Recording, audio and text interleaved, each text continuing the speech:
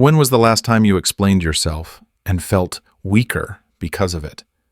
In the theater of power, the moment you feel compelled to justify your actions is the moment you've already lost control. Real authority does not plead. It does not beg to be understood. It simply is. And those who wield it know every explanation is a quiet surrender.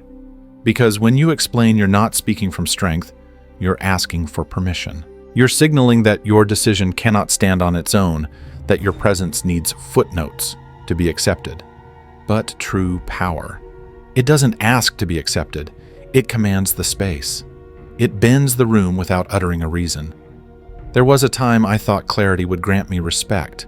I thought if I exposed my intentions, people would trust me. Instead, they dissected me.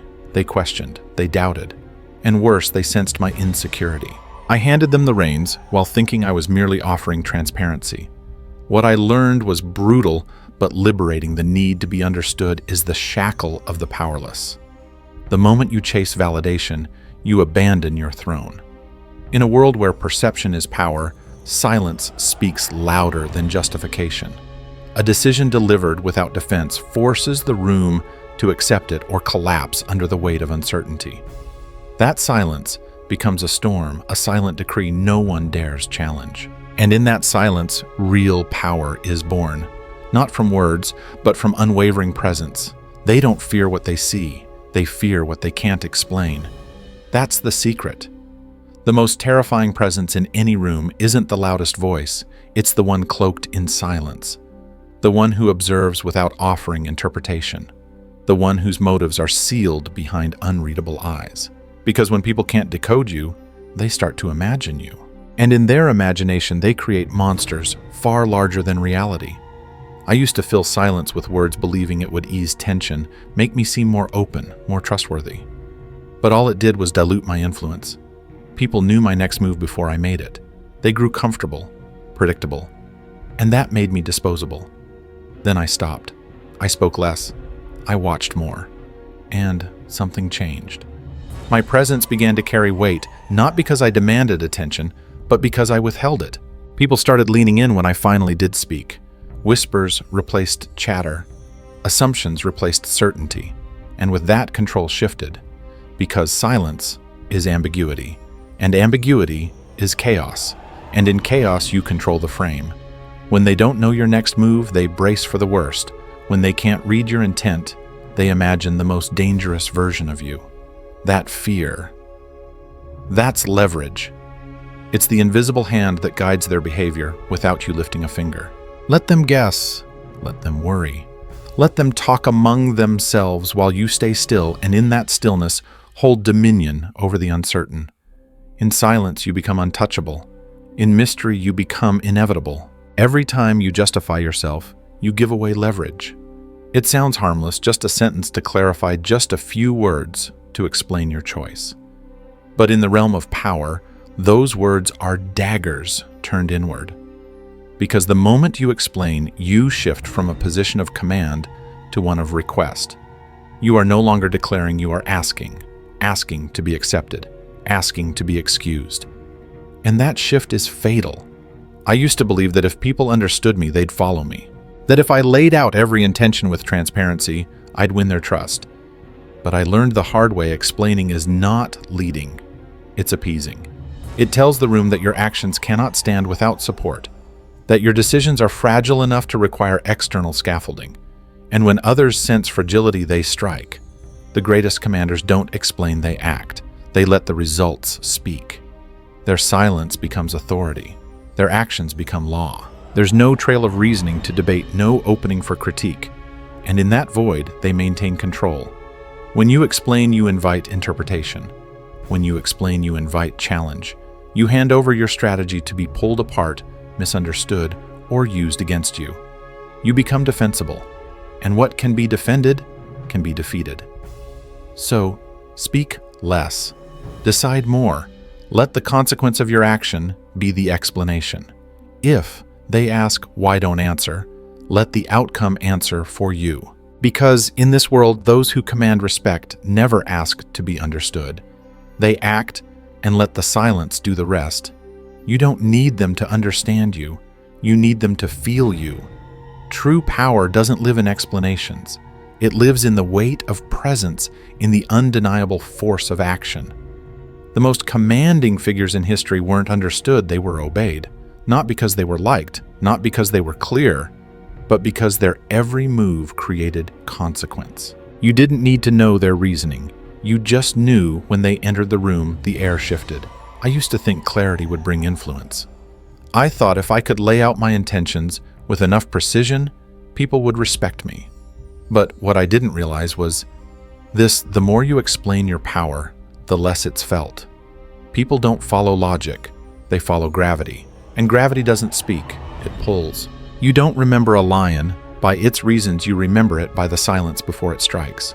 You don't question why a storm moves you, just brace for impact. That's what real influence is, unspoken, undeniable, impossible to ignore. The strongest presence isn't the loudest voice, it's the one that doesn't need to raise it, the one who makes a single decision and shifts the direction of everyone else. No words, no rationalization, just movement. So stop performing clarity. Stop performing accessibility. Let your power be felt in the tremor of your silence, the precision of your actions, and the certainty of your will. If they must ask what you stand for, you haven't acted loud enough. Don't teach them to understand you. Teach them to respond to you. No one builds a statue for a well-argued excuse. History is not a courtroom. It doesn't care about your intentions, your feelings, or your carefully crafted justifications. It remembers what you did. It immortalizes outcomes, not explanations. The pages of legacy are not written in footnotes. They are carved in stone by impact. I once believed if people just understood why I made certain decisions, they'd see the value in them. I wrote memos. I gave speeches. I tried to rationalize every step. And yet none of it mattered. They forgot my words, but they never forgot the outcome. Whether I succeeded or failed, that was what defined me, not the reasons, not the effort, not the story. In power, there are no participation trophies, no consolation prizes for good intentions, only results. And results don't need a narrator. The leaders who endure, who shape nations, industries, generations, are remembered not for the justifications they gave, but for the legacies they left. Caesar crossed the Rubicon. Napoleon crowned himself emperor. Steve Jobs didn't ask permission, he just delivered the future. These men weren't understood in their time. They were feared, admired, obeyed. Not because they explained, but because they executed. So let go of your need to be explained. It's a weight you don't have to carry. Channel your energy into precision, into execution, into shaping what will be remembered, because in the end, the world won't recall your reasoning. They'll recall what changed because of you. Clarity brings comfort. Ambiguity brings chaos. And in chaos, the throne is always open to those who move in silence. Power isn't just about strength. It's about confusion, about leaving your enemies unsure, off-balance guessing. Because when people don't know what you're planning, when they can't predict your next move, they can't mount resistance. They stall. They hesitate. They fight phantoms while you advance unnoticed. This is the art of asymmetry, to never meet opposition, where they expect to never reveal what you're actually aiming for. The strongest forces in nature don't collide head-on, they erode. Quietly, relentlessly, like water carving stone. That's how you win, not by domination, but by disorientation. I learned this not in victory, but in failure. When I used to be transparent, people formed alliances. They prepared, they struck first. But when I withdrew into mystery, when my silence replaced my signaling, they unraveled. Rumors spread. Alliances crumbled under suspicion. Every word I didn't say became a weapon forged in their own anxiety. Power thrives when it's undefined. The more people have to guess, the more they prepare for shadows, not substance. And while they burn energy deciphering ghosts, you move freely, clear-eyed, unchallenged, untouched. So never give them symmetry. Never offer them balance. You are not a mirror. They should never see themselves in you. Be unpredictable. Be unreadable. Let your silence echo louder than their assumptions. Confuse their confidence. Unsettle their certainties. Because the most effective way to win is to make sure they don't know what game you're playing. They told you transparency builds trust, but in power, transparency builds targets. Every secret you reveal becomes a tool in someone else's hands.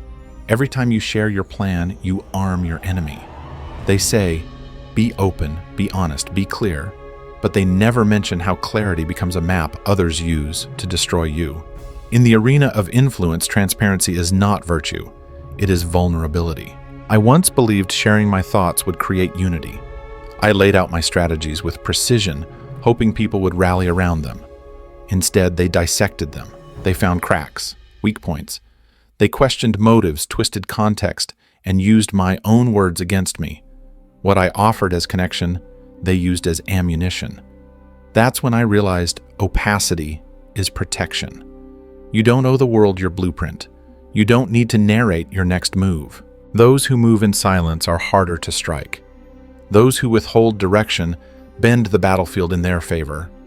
When others can't see your strategy, they can't sabotage it.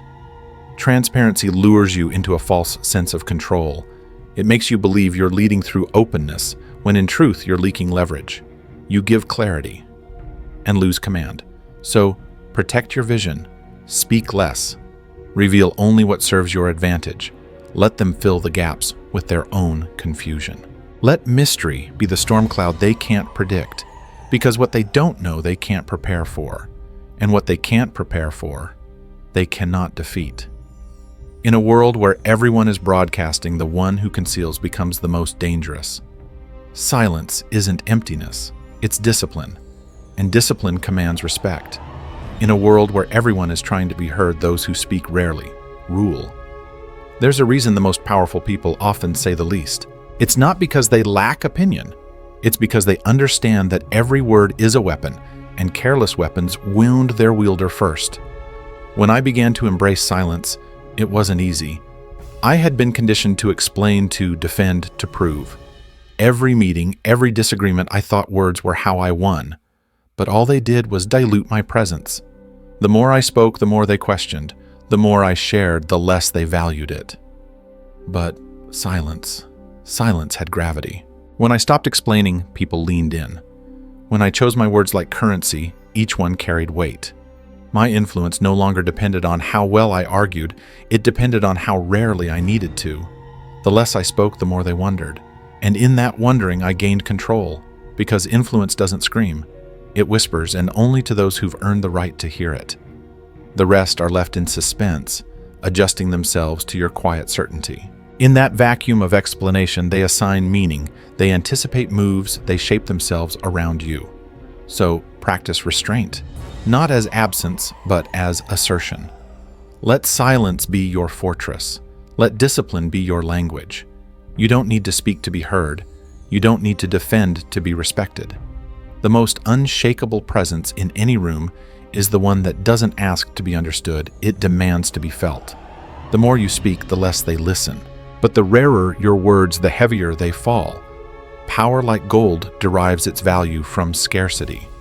When something is always available, it becomes background noise.